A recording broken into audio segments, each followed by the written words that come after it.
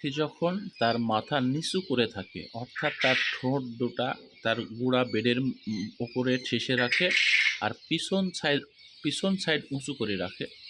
তো এইটার বিভিন্ন লক্ষণের কারণে, বিভিন্ন সমস্যার কারণে এটা হয়ে থাকে। তার মধ্যে সর্বপ্রথম যে ২ টা সমস্যা, তার মধ্যে একটা কথা বলব, সেটা হচ্ছে কোয়েল পাখির বাচ্চারা যখন দেখেন গোড়ার অবস্থায় এগুলো বেশি হয়, যে তার ঠোঁট বা মাথা নিচু করে বেডের উপরে দিয়ে রাখে, চুপ করে থাকে আর পিছন সাইড উঁচু করে থাকে।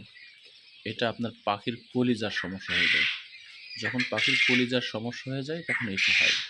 তো এটার সমাধানের জন্য আপনারা বিভিন্ন দিক নিয়ন্ত্রণ করেন। পাখি কি ঠান্ডা লাগছে? হ্যাঁ, ঠান্ডার কারণে এটা হয়ে যেতে পারে। কিন্তু প্রধান কারণ এটা বলছি। অন্য সমস্যা হলো না কি, এতে বিভ্রান্ত হয়ে পাখিকে বিভিন্ন ট্রিটমেন্ট দেন।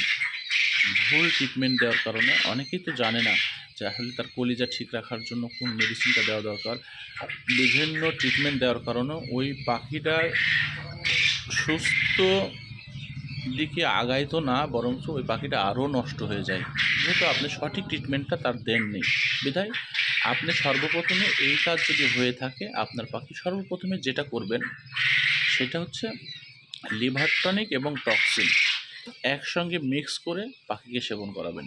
এইটা ২-৩ দিন করাবেন। দেখতে পাচ্ছেন যে আপনার এইটার সমস্যাও সমাধান হচ্ছে না, এর সাথে সাথে আরও কিছু সমস্যা রয়েছে, সেটা ভিন্ন ব্যাপার। কিন্তু সর্বপ্রথমে আপনারা পাখি যখন তার এমনি লিভার টনিক টক্সিন অবশ্যই পোডার অবস্থা তাকে সেবন করাতেই হবে। কিন্তু এই পাখি যখন তার ঠোঁটটা নিচের দিকে রাখবে, বেডেতে রাখবে আর পিছন সাইডে উল্টায় রাখবে, তখন আপনারা অবশ্যই লিভার টনিক এবং টক্সিনটা অবশ্যই সেবন করাবেন। পরবর্তীতে এই ঠোঁট নিচু করার জন্য আর কি কারণে হতে পারে আরেকটি ভিডিওতে বলব। আসসালামু আলাইকুম।